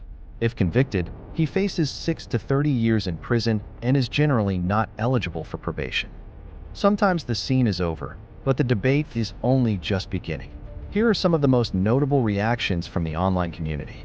When a cop tells you, "You're not in trouble, you're probably going to jail," the investigator's friendly demeanor wasn't about building rapport. It was a psychological strategy designed to lower the suspect's guard and encourage them to speak more freely. The best advice I ever got was from a labor and delivery nurse, hours before my first child was born. No baby ever died from crying. If you need a minute, walk away. Putting your child down and stepping outside to breathe for 5 minutes is always better than spending decades behind bars. When they were interviewing the dad, he called the baby IT. He said the mom put a cartoon on for IT. Who calls a baby it? The way someone speaks to another person in a moment of crisis often reveals more about their true feelings or their cruelty than anything else. These comments are not the final verdict on the case. Justice may come only after hours of intense questioning, but it has never lost its way when the evidence speaks for itself. Any of that? It's like she hates me, honestly. Okay.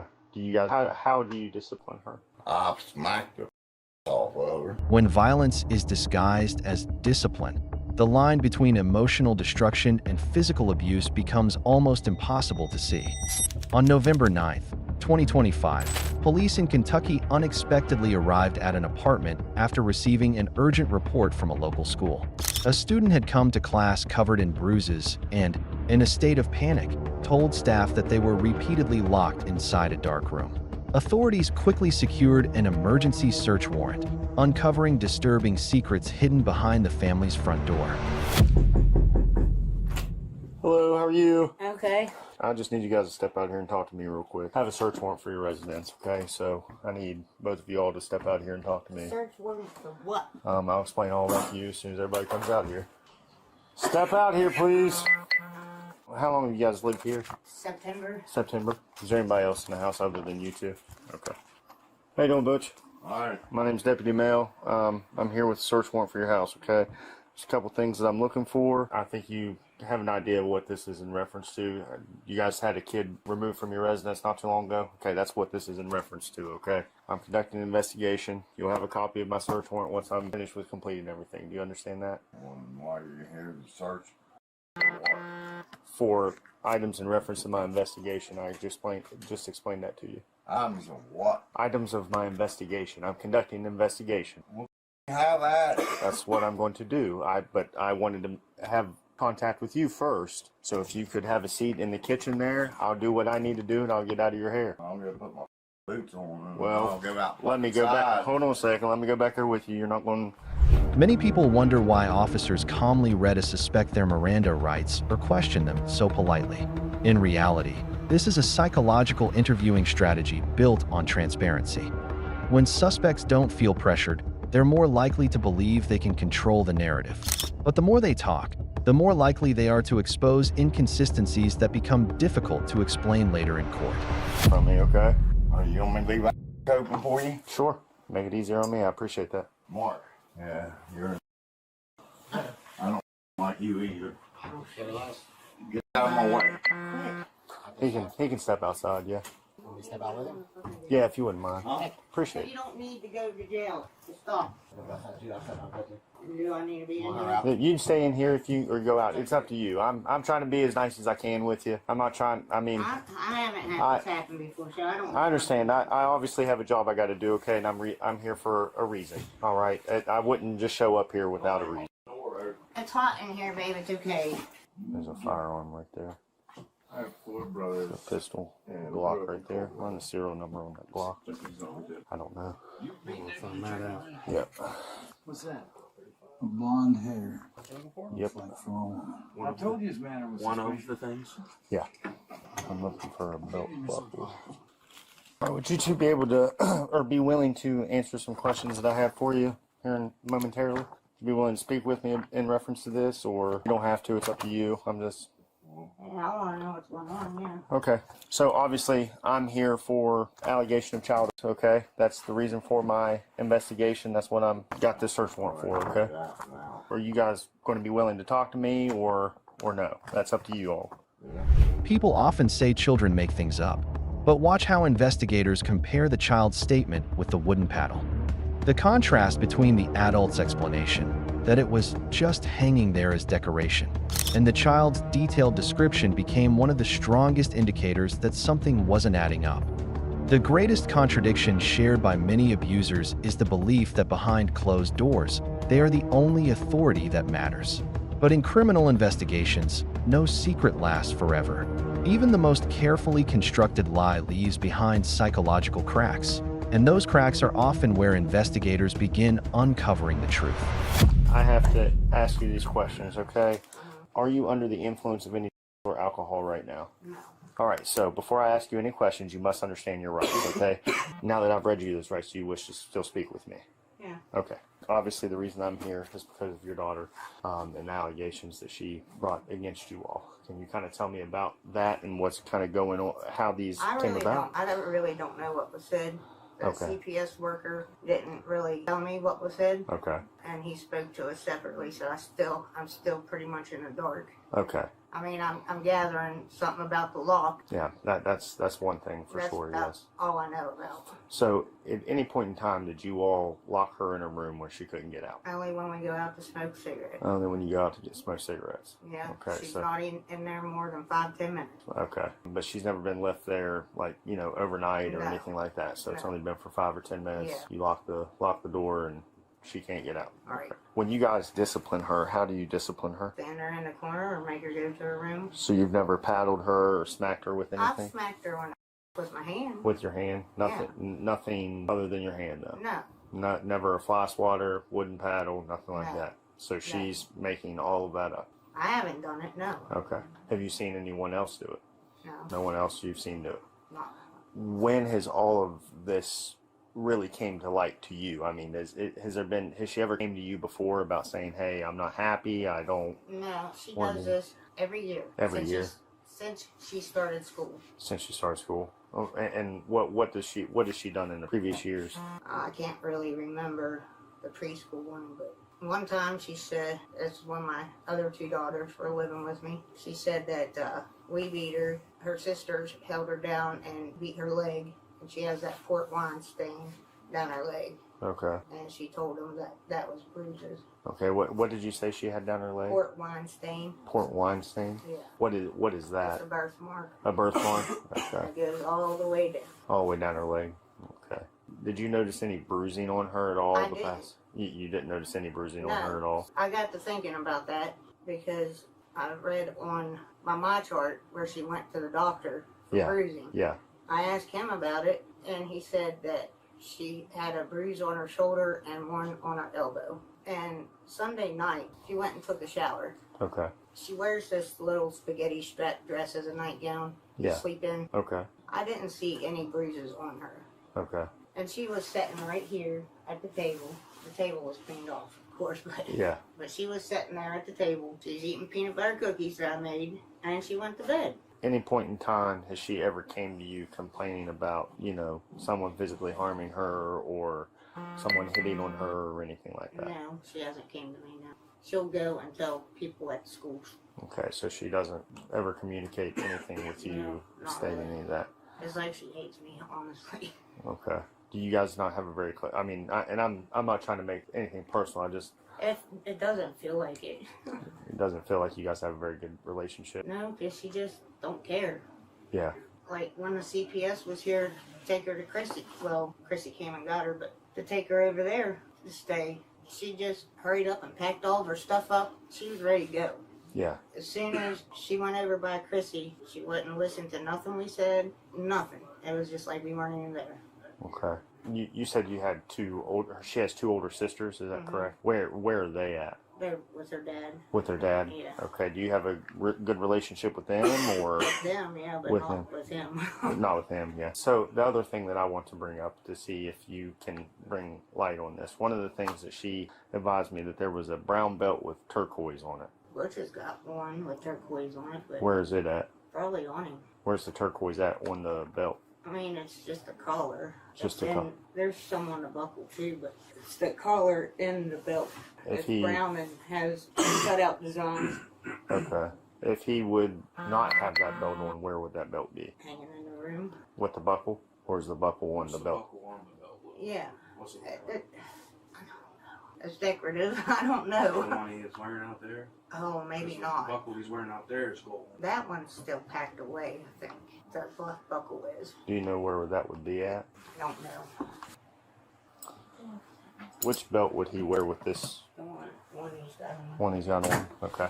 And like I said, I get it to a point, but at another point, I mean, obviously there is something that occurred that isn't normal, okay? I've been doing this for 12 years, and ultimately, sometimes we can get things a little mixed up, but most of the times we're pretty accurate with it, okay? I mean, I'm by all means, all humans make mistakes, and I understand that, but I do believe that sometimes that threshold of discipline and abuse can be crossed, okay? And I feel that maybe at this point that could have happened. Is there anything else you have for me, ma'am, or any thoughts? I don't know. I don't know.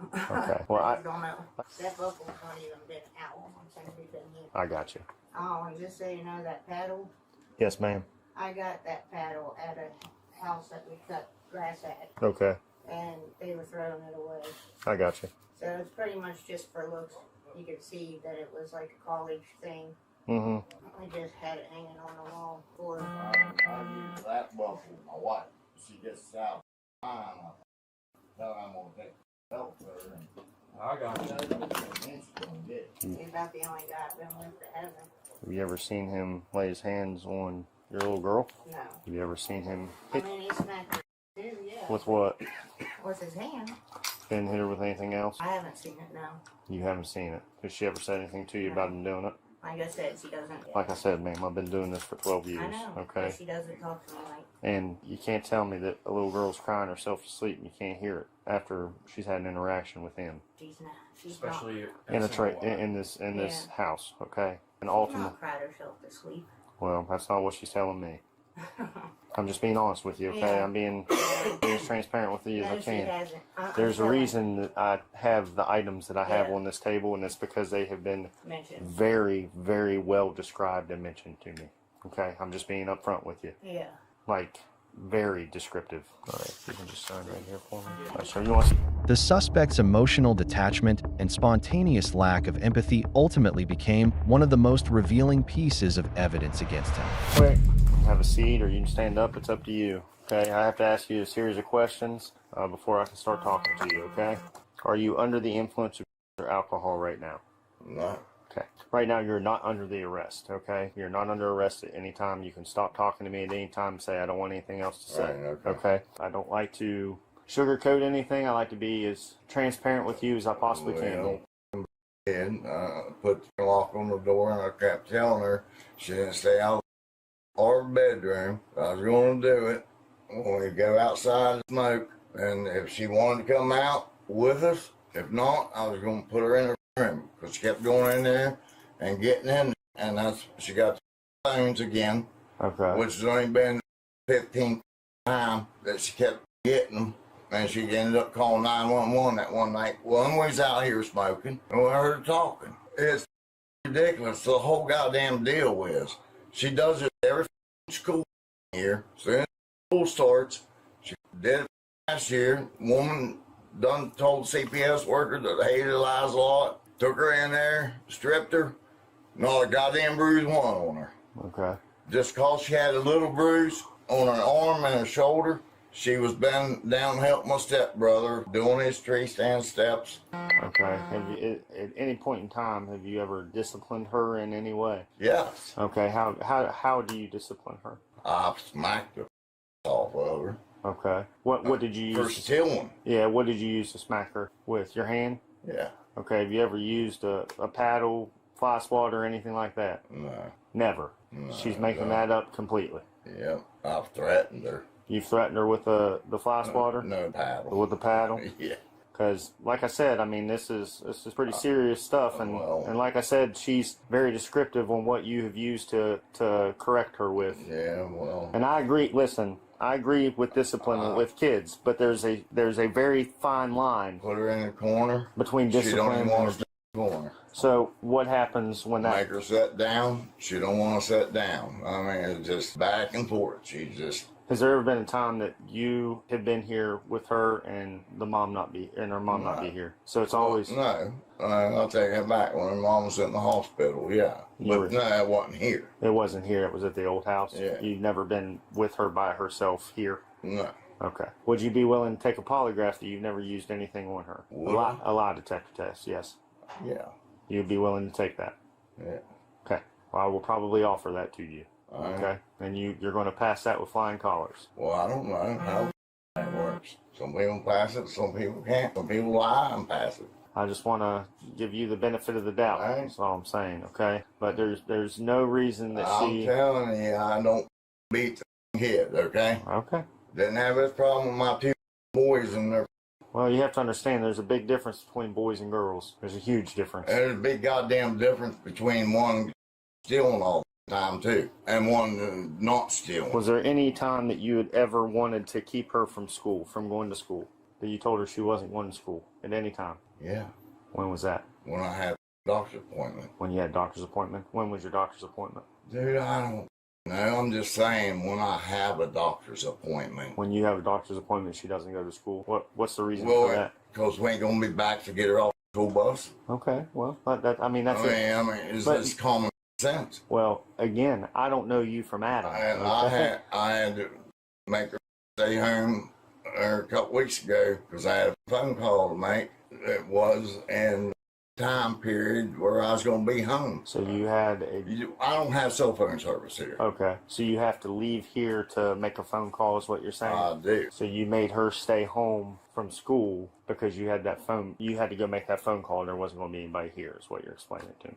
Correct? I just want to make sure that I'm gathering what you're saying. Yeah, whatever. And do you know how many days or weeks ago that was that occurred, No. sir? You don't know. All right. Is there any questions that you I have? just got out of hospital like last week. What were you in there for? Did you have something going on, like health-wise, or yeah. What was it? Don't know yet. Don't know yet. Well, I hope she you're fine. called the ambulance and had them come get me, and I woke up in Rapid City Hospital. Oh man, that's pretty terrifying. I can understand where that'd be worrisome. They think I got a bleeding ulcer. Oh man. Well, I have one more question for you. Okay. What's this? Looks like a couple bugs. Okay. Whose is this? Well, somebody gave it to me. Somebody gave it to you, so it's yours, right? Yeah. Okay. Do you have a medical card? No, they did. But you don't? No. Okay. Well, who gave it to you? My son. All right. Do you have any other questions for me, sir? No, I don't believe I have any questions for you. Okay. I'll be taking these items with me. You can't take that belt buckle. I absolutely can, and I am. Yes, sir. I am. I paid $140 for that. I better get it back. You will get it back, I promise you. But it will be going with me today. All right, sir. If there is no further questions for me, I will get out of your guys' hair and let you enjoy your dinner, okay? Well, I'm hoping get to eat something sometime this evening. Well, you're more than welcome to eat something right now if you want, sir. Thank you for your time, ma'am. Sorry to inconvenience you. You guys have a good evening, and I'll... At a certain point, The justice system no longer stays to debate or listen to explanations. From that moment forward, the answers are left for the courtroom and ultimately, the judge. Hello, how are you? Probably not very good. Probably not. Is your husband here too? Yeah. Okay, you need to get him up. You guys need to get ready. I have warrants for both of you. So, Are you kidding me? I'm not. So, he needs to get up and get dressed, and I'll let you put on a better pair of clothes, but I have warrants for both of you. Are you serious? Yes, ma'am. I'm sorry, I just woke up. I got you. Like I said, I know it's an unfortunate event. I try to be respectful to everybody, so go ahead and step out there and you can... Pretty much you're saying we're going to jail. There's a good chance of it, yes. You'll get arraigned, but it'll be up to the magistrate. That won't be up to me, okay? I don't have anybody to take care of my cat or my chicken or my house. You can turn around. This is kind of small in here because I have a canine, okay? Oh. So just have a seat for me, please. I'll be right back. His will go in front of him because he has back issues. Tell us what it's all about. I'll advise that to you when we get you down to the magistrate. He'll explain everything to you and read everything to you. Both husband and wife were charged with aggravated child abuse and unlawful imprisonment. Under Kentucky law, if convicted, they could face 5 to 20 years in prison for aggravated child abuse, along with additional penalties for unlawful imprisonment, depending on the level of the offense. The law does not interfere with a family's privacy without reason, but it will always draw a line when it comes to protecting children who are too young to speak for themselves. Answers. So the one on his leg right here had happened because he fell in the shower, and I did see that one. A mother repeatedly insisted that every injury on her son's body was just an accident. On January 29, 2024, police launched an investigation after receiving a report from the child's school about his alarming condition. As teachers described repeated injuries, unusual weight loss, and the boy's constant search for food, the case quickly grew far beyond an ordinary welfare concern. They just took him out. They just took him out? Okay. Yeah. We've been having issues in getting him to eat at home. You're talking about how he hurts himself? He will literally fall. Like, Okay. he will be standing there, and then he'll just either drop himself, Mhm. like a limp noodle, or he will just, out of nowhere, just fall over. Okay. So, in the pictures that they took tonight, he has a giant bruise on his hip, on his leg, right Mhm. here, because he Okay. fell in the shower. So he falls just to fall? Yeah. Okay, is he doing that because it's like a medical thing or I something don't- with him, or he'll just randomly just drop down and fall? As far as I know, he'll just randomly. At first glance, her explanation sounded plausible. But investigators who have handled countless child abuse cases know that one injury alone never tells the whole story. What matters is the complete picture. That has not been diagnosed as anything, as far as I know.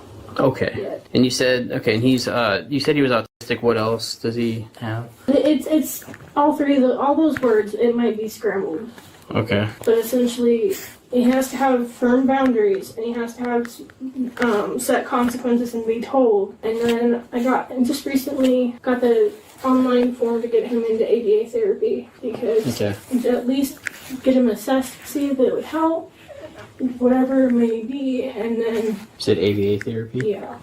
This is the healthiest relationship I've ever been in, and it's the first one that anyone has actually checked in on me, yes, and the police for. Okay, you said, and there was a school, right, that called? As far as I know, Okay, so, based off the details that I have heard, it's Okay. from the school. okay. And when did the come talk to you? Literally today. Today? Okay. Everything has been happening today. Okay. The person was right behind him at the door. Okay, so it's in your guys' house today, and then okay, what time did that happen? He got home around like 4:30. About 4:30? Okay. What's your boyfriend's name? Jared Reeves. Okay, is there anybody else that lives with you guys in the house? No, it's just us. Just you three? Okay, well, 4 almost, Yeah. right? Okay. The timing is just really rough because we literally just left my ex-partner back in June. And even though he wasn't healthy for us, it still was one of those things where he was dad to him. Mm-hmm. Okay. Even though there was alcohol in the house and there was a bunch of stuff going on, and it wasn't a good environment, that was still dad. And now he's like, now he'll tell me that he's okay not Mhm. seeing him again. But for the last 6 months, it's been nothing but aftermath or whatever. Okay, so he's been doing this for about 6 months then? Yeah. The eating. So he just stops eating? He stopped eating like maybe a week or two ago. Okay. He won't he won't say when he's hungry. Okay. I'm not going to be able to necessarily cook dinner when he needs it Mm-hmm. unless he's telling me, hey, I'm hungry. does not do that. Okay. So he has not been wanting to eat at home. He will not say, I'm hungry.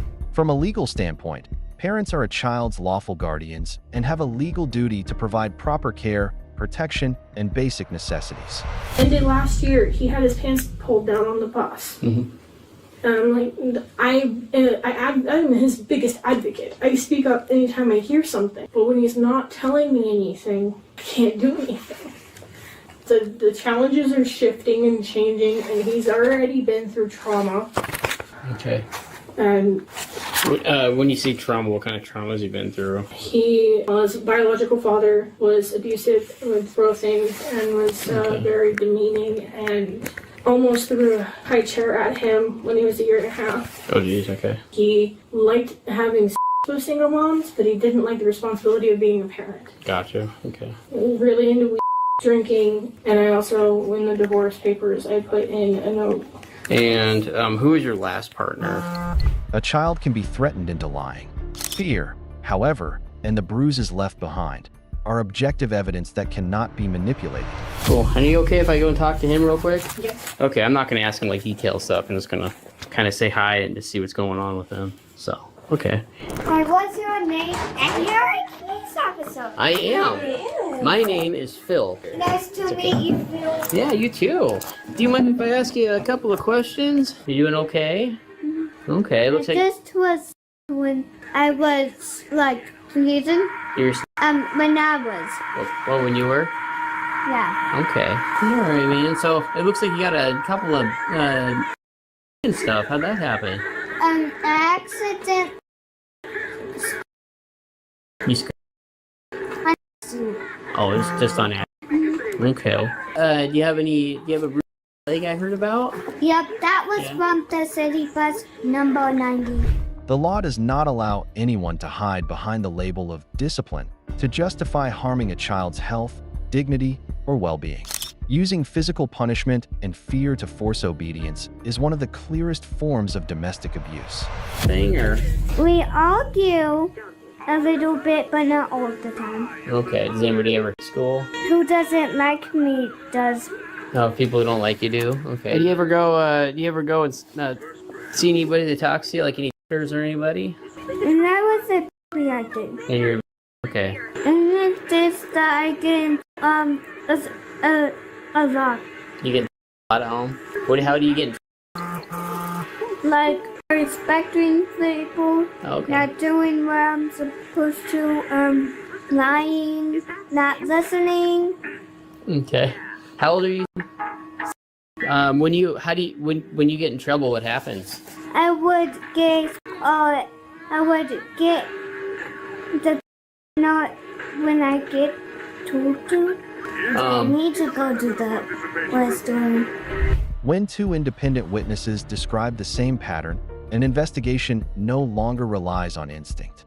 The pieces begin to fit together, and claims of carelessness or an unfortunate accident become increasingly difficult to sustain. And he had some bruising on his nose, and then still bruising and scrapes on his neck. He had, coming back from Christmas break, probably lost, I would say, 10 to 15 pounds. He was, every day after school, he would ask to get a couple snacks, so he would go in and get apples. Did he explain why he couldn't put food He said, just my mom doesn't want me to put food in my backpack. And then Friday he came and he had, I think it was on his right side of the face, he had a big bruise here along the jawline, and then his eyes just looked like he was exhausted and tired, and he just like pure panic in his face, and just like kind of held things closer. And his teacher came over and was like, would it be okay if you left that in your room so that nobody takes it? So let's talk about his physical appearance. Mm-hmm. So when he started your class, basically September, late August, to today, or when you saw him last, which was last Friday, was there a change in his appearance? A very healthy looking second grader, average build. His cheeks were a little bit chubby, and it was cinched like all the way around his pants, and it was tucked in the back loop of his pants. So super tight. I'm horrible with weight guesses, but I would guess that he had lost anywhere between 10 and 20 pounds. Very thin in his face. Our interview, there's a specific that you would like to talk about. Yes. What are some of those things that you've picked up on with his behavior that was alarming to you? So I would say that my biggest notice was after Christmas break, and I noticed that he had marks, about 5 on each side, that were cuts with blood. There was a cut on his nose, bruising. I was shocked how suddenly he looked even thinner than before when I saw him coming back from break. His arms looked mottled in skin. Mottled, what do you mean? Like blotchy, laced, purpley, and like a blanching. Okay. And then there were tiny bruises and amongst his arms at that point. And at the table had asked him, what happened to your neck? And he said, I was bit by a dog. And he said, I was at Dad's house and the dog bit me, but it wasn't the dog's fault. I wasn't playing with the dog is why he bit me. We asked what kind of dog it was, and he said, I think he's part wolf. How long have you been working with this student? Since the beginning of school. In the eyes of the law, a victim's behavior is never a justification for violence. The initial denials quickly began to unravel. Remain silent. Anything you say can or will be used against you in a court of law. You're under the age of 18. Anything you say can be used against you in a juvenile court prosecution for a juvenile offense or in prosecution in adult court. You have the right to talk to an attorney at this time before answering any questions. Do you understand these rights? I understand. Tell me a little about it. He's a wild child. Sometimes he can be goofy and silly, and sometimes he can be quiet as all get out. He's a nerd. He loves reading. He loves word search. He loves working in his workbook. I think he might have been doing that whenever they was at the hospital even. He loves math. He wants to be a math teacher. That's me. Yeah, he'll be at the end of the week. He's very good. Who's his biological? His biological by Collins. What does he have any involvement? No, he does not. What happened with his dad? Situation with his dad was DB. There was some. He would throw things, break things, yell at me, blame me for everything. Constantly over my shoulder, telling me where I was doing wrong. Basically, I couldn't do anything right in his eyes. He was on meth and steroids. He had threatened to take my from me. Like he knew better, and he knew that he would want to use the drug. So he wouldn't do that because he knew better. How about Jared? How long have you guys been together? Since April last year. It was good with him, but just the aftermath of the previous relationship pulling him apart just was really rough. How did, it's always hard on a kid, but how did his handle the move? Change your own, or mom's down your boyfriend? Well, as I said, it was Polly, so I was dating him, so it wasn't completely new. He already knew Jared, he hung out with us and stuff, so it was different because, like, he didn't see Jeff anymore, my previous partner, but... So are you working at all? I am not. When was the last time you worked?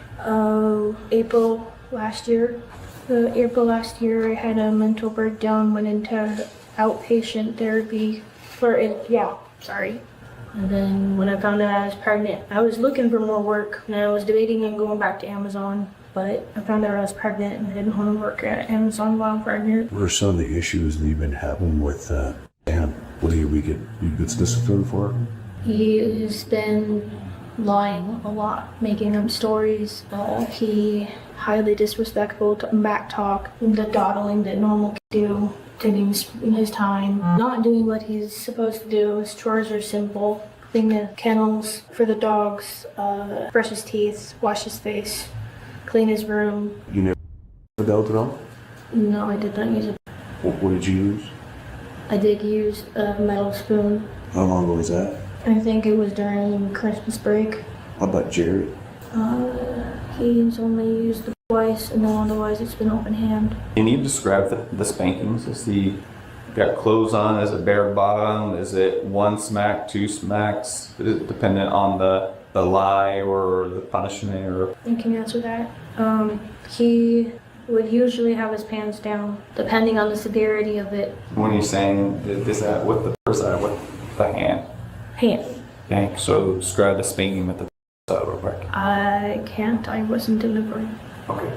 Did you ever hear it? I did. And what did it sound like? I wouldn't be. I'm pretty sure it was with his pants down. Okay. One multiple attacks with the. I think it was 3. So which time was that? The second one. Second one. The second one being the taking food? Yes. Because was fighting him, trying not to get. Unfortunately, that's where the bruise came from, is because he had spun around trying to avoid it. So do you see that? No, Jared and I talk about everything before and after every discipline. Once the physical evidence and witness statements pointed to the same conclusion, investigators confronted the mother directly. So the one on this leg right here had happened because he fell in the shower, and I did see that one, and I had immediately after I started seeing it come to surface, I made sure to put a nice cap on it. I tried to do the mom thing. You're hurting, you got a bruise. I'm like, a ice pack, we'll take care of it. Just take it easy. I gave some Tylenol. When did that happen? Honestly, I don't know what the dates were. I don't know specific dates, but I do know that the week of the 14th, the 20th, he ended up falling in the shower. And that was also the same week that he ended up falling at the bus.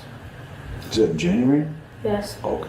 A lot has happened in the last month, just with him acting out and things being different. December 5th was the last time that he got to see his original therapist, and then he had to switch to somebody else. There was a good 2 weeks where he did not see his second therapist, and he does really well with the therapy.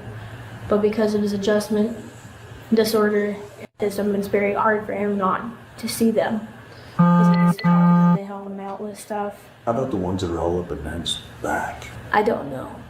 I do know that he has a tendency to, if he's in trouble, he has a tendency to hold his breath and make himself fall, or he will flail around. He will drop himself to the floor. It doesn't matter if anything is in the way or not. Literally, the only reason I asked them to help me with the liquids was because of the fact that he got it 3 times the night before. That is all. What would that eat him solve? If eliminate his water in the daytime? I thought that he wouldn't happen because of that. He wouldn't have to go to the bathroom as often as he normally does.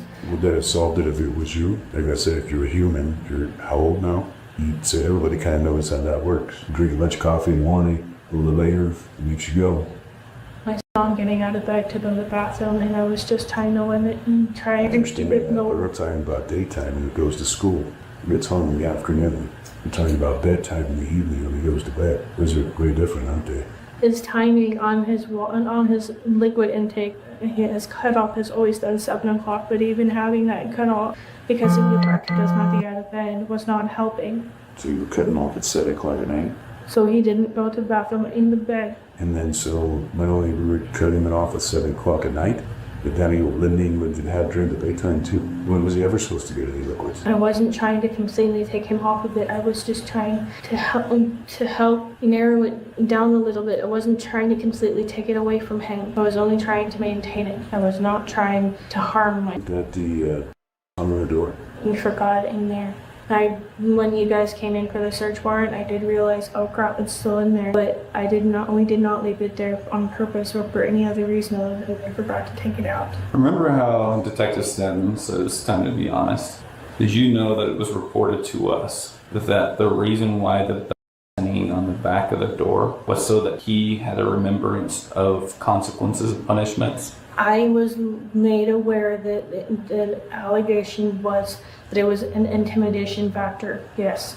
Okay. But that is not what our intention was. By now, investigators had heard multiple accounts involving a used to discipline during the search of the home. Detectives finally located the item itself, a discovery that would play a significant role in the case. Did you know that when we checked that it was folded in half perfectly with 1 crease in it? We've all worn in our lifetime, okay, and when you wear and it's something that you've had for a while, it normally forms kind of a curvature, especially a leather that kind of resembles your body style, right?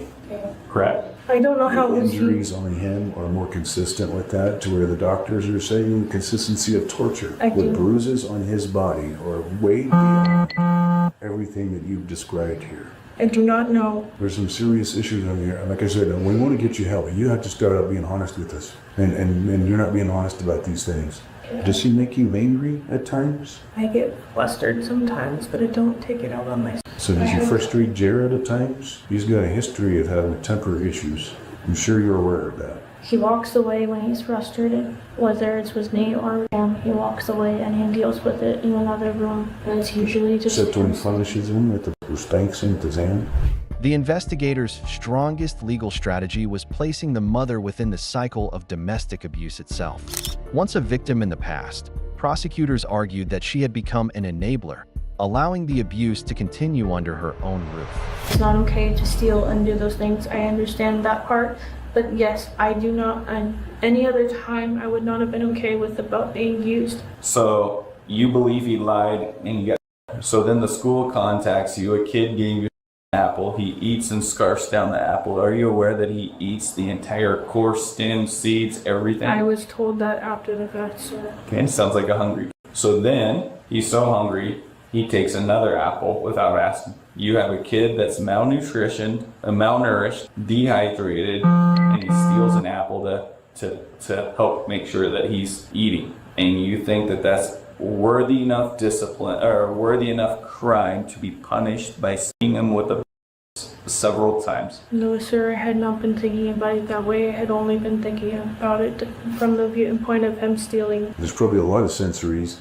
Everything you're saying doesn't make any sense, because the school cafeteria, you know how loud it is, you're yelling, screaming, having a good time, eating, playing. That would be sensory overload, and he doesn't have an issue in there. In fact, he's afraid to leave his fruit because he's afraid somebody might steal it or take it away from him. Just like you've been doing every time. If a is supposed to have higher standards than you, who's an adult, should you be punished the same way he is? I need to do better, and I know that. Yes or no? Should you be punished with a letter on a bare bottom or a hand on the bare bike multiple times because you didn't do what you were supposed to do? It was never intentional to completely not feed. I've been doing this for so long by myself before Jared showed up. So much of this and so much of my parenting. Granted, I may have had relationships, but those relationships didn't go well. I left myself alone. And right now, I believe that we all want the same thing for your child. What is your primary goal of everything in life? What do you want for? To be safe and healthy. Okay, to have a good life. To have a better life than I have ever. Okay, have you ever heard the cycle of domestic violence? Yes, sir, I've been through it more than once. I assume so. Do you understand that right now, in my head, you're in that cycle, you're just not the victim. You know who's the victim? Yeah. And you're allowing it to occur under your own roof, under your own guardianship, under your own responsibility. It's happening. And you want to wish away and you want to explain away all the bruises and all those different things because you don't want the reality to be true. And I get it. I 110% get it. I am aware that things could have been done differently. I could have. The two suspects were charged with assault, child endangerment, and unlawful imprisonment. If convicted, they could face between 1 and more than 20 years in prison, along with substantial fines and additional penalties depending on the severity of each offense. The charges were based on the victim's statements, evidence collected at the scene, and the findings of the medical examination. After the body cam footage was released, the comment section quickly turned into a heated discussion. Beyond the strong emotional reactions, many viewers also raised thoughtful perspectives and observations that added another layer to the conversation. Taking food from your own home when you're hungry isn't stealing, it's called eating. If he was falling out of nowhere, he wasn't doing it on purpose. He was fainting from not having eaten enough. What an idiot. Being compelled to be an accomplice in your own abuse is a special kind of hell. The dog bit me. I get in trouble all the time. Bedwetting is a sign of stress in children. He was bedwetting because of fear and abuse. Thousands of comments. One undeniable truth. An abuser may be able to manipulate a child's words, but they can never manipulate the eyes of justice. The children who needed protection the most became victims of silence and the harm inflicted by the very people they should have been able to trust. Harsh sentences and the click of handcuffs are not simply acts of punishment. They are the line the law draws to protect the vulnerable, to end cycles of abuse, and to give innocent children a chance to heal. Thank you for watching. If this story made you stop and think, share your thoughts in the comments below. Don't forget to subscribe, turn on notifications, and join us for more real cases in future episodes of Family Camera.